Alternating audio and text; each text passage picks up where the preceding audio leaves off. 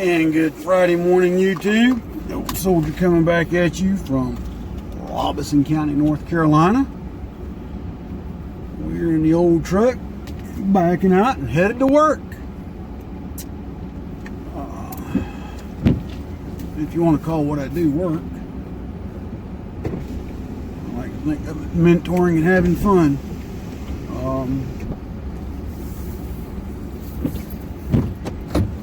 Teaching young people about basic DC AC electronics, fluid and hydraulic power. Has its challenges, but it's certainly full of its merits. I'm having fun so far with this new gig. Like I said, I enjoy mentoring the young folks. I'm no stranger to giving instructions, so worked out to be the perfect part-time gig. That's what I like to call it. Which means I can stay semi-retired, which is even better. But anyway,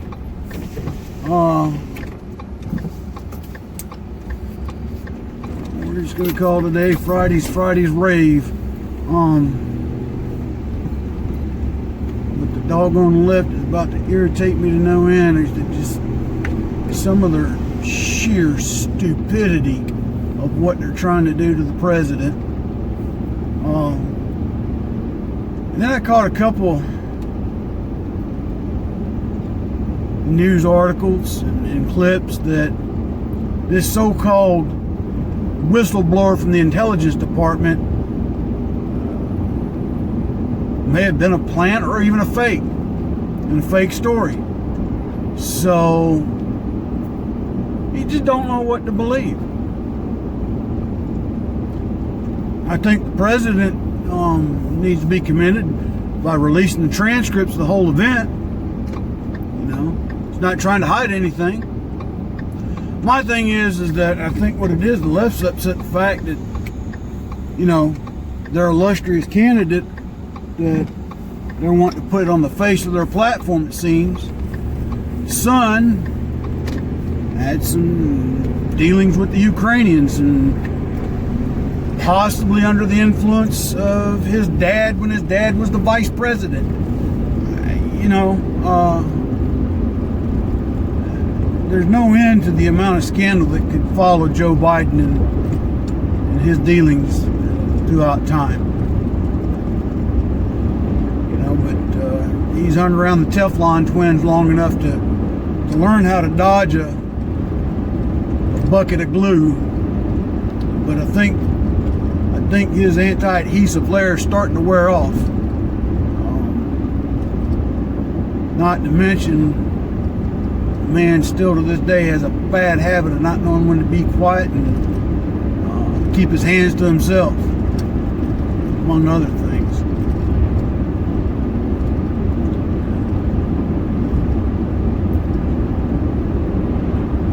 But Nancy Pelosi now is switching her story, and impeachment is definitely on the table, and we're going to proceed, and this, that, and the other. Just to waste taxpayers' money. And it's just getting to be downright idiotic.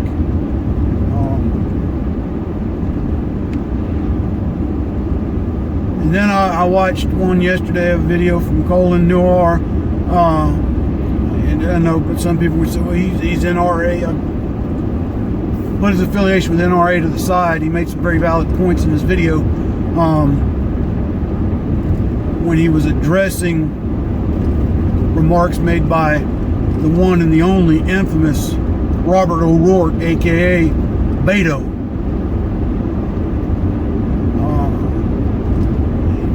And the infant that Beto is, and I say infant, I mean a spoiled child.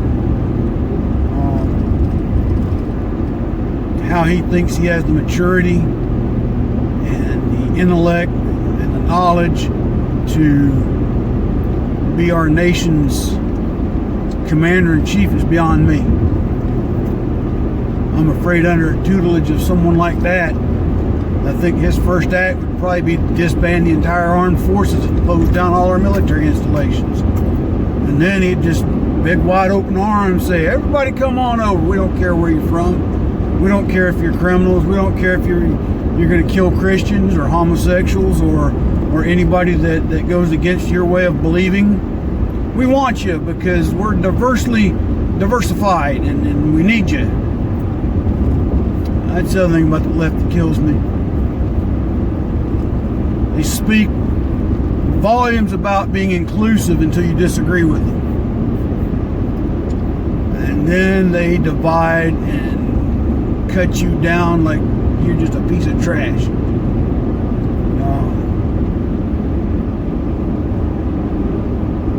And it's just, they sit there and they say they want all these people to come across the southern border and then just basically be given citizenship. Well, I don't know. There's a large population that have come to the United States legally, went through the proper immigration process, waited years to get naturalization. Not days, not weeks, not months, years. And they studied to take the test. Yes, the test.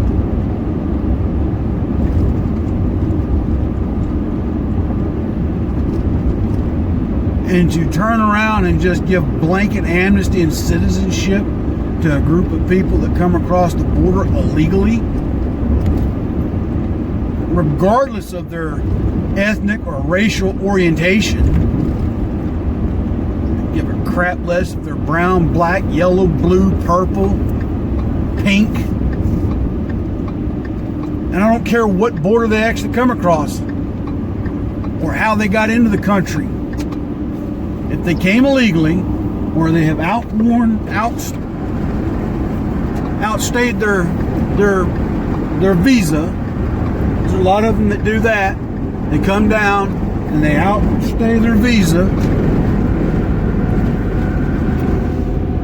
and then they just kind of disappear into the population. At that point in time, they have violated U.S. law. If they sneak into the country, they have violated U.S. law.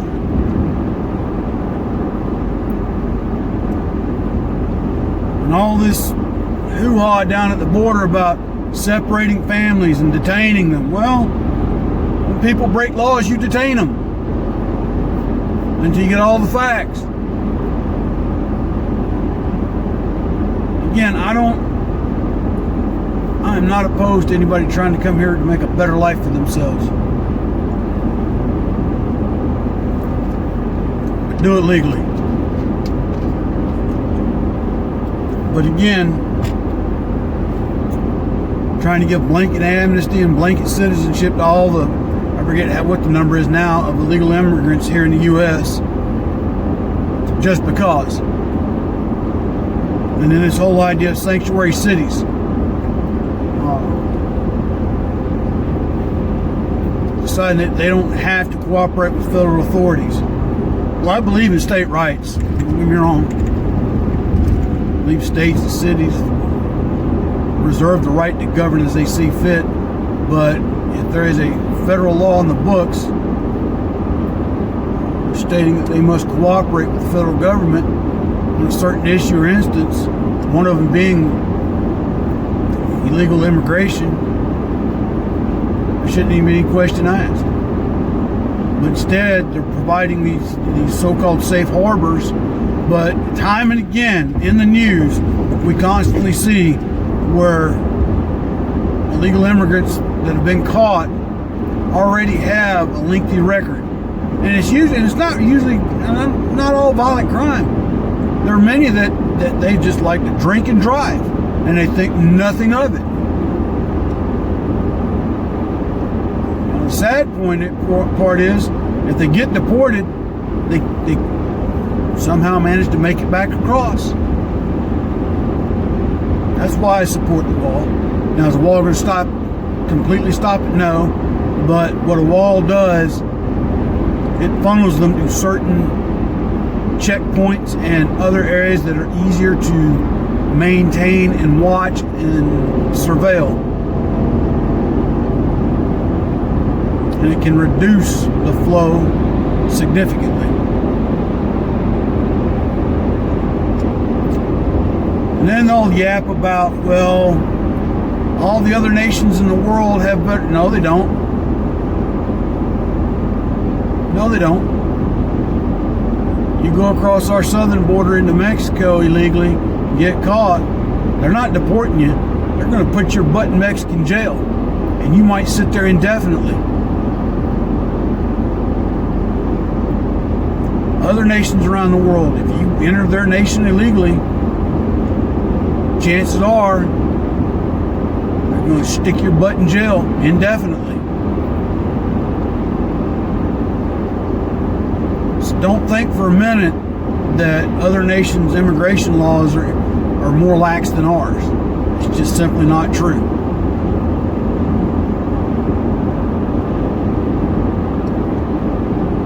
But yeah, I just, been keeping up with it this week. And I know most of my videos this week have been these rants, but it's just getting to a boiling point, and I'm just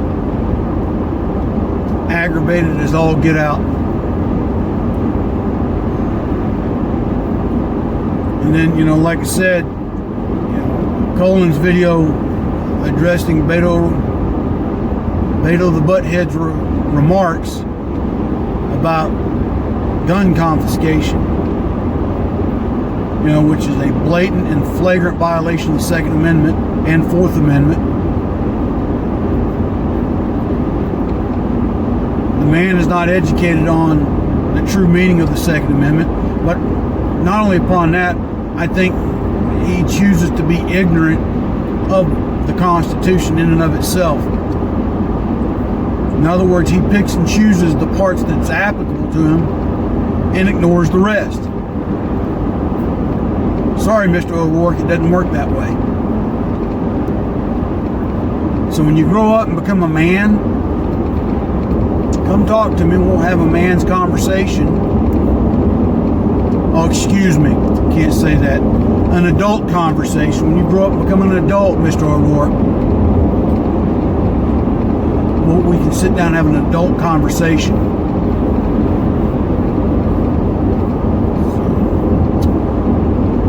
But anyway, it's all foggy as get out down here in North Carolina today in this part. And people are driving like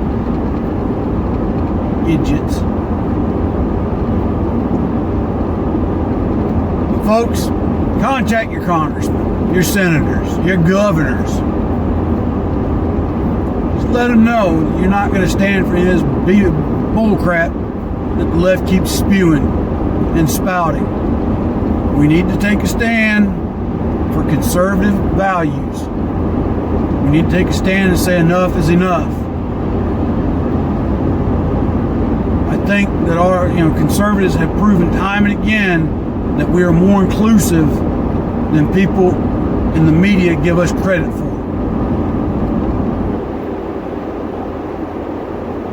I do my best every day to treat everyone with dignity and respect until they prove themselves otherwise. And even then,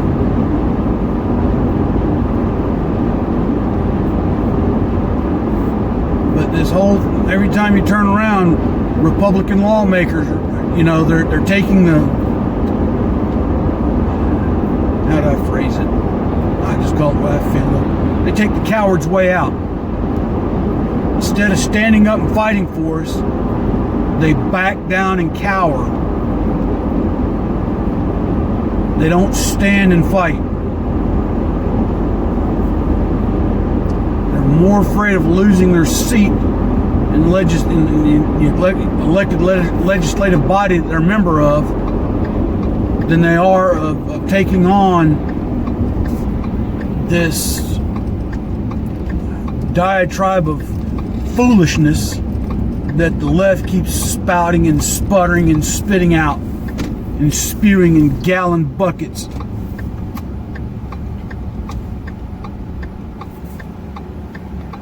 And I'm sick of it. I'm sick of people saying that the economy is because of the past president. I call bull crap on that.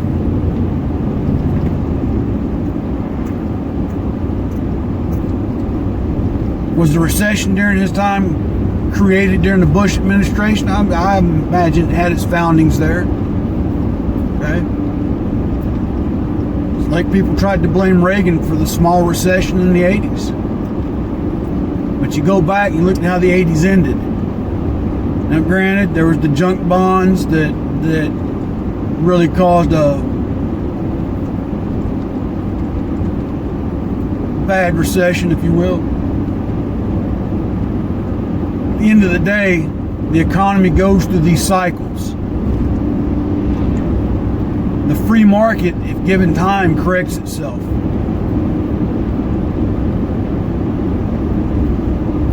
So, it's just the way the natural progression of the cycle goes.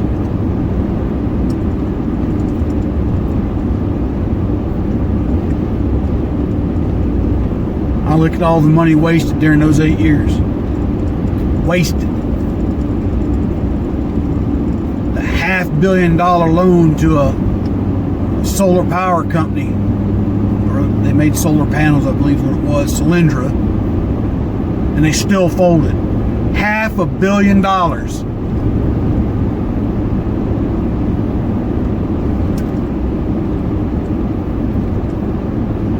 Oh, by the way, nobody called out that, the chief financial officer for that company had been a college classmate of the former First Lady and had spent Christmas at the White House, Christmas before they got that loan at the White House. Coincidence? Maybe. Or the meeting on the tarmac between former president and the Attorney General. Talk about grandkids? Yeah, right.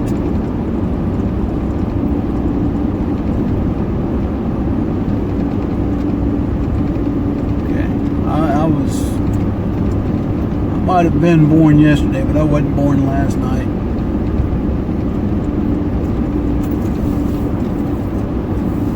These are the things that need to come to light, and the truth needs to come out, folks.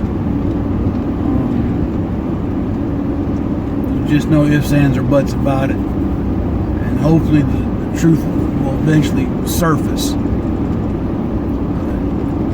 Anyway, I'm going to get off my soapbox. I got to get ready to pull into work, do some great and wonderful things for America's finest young people, and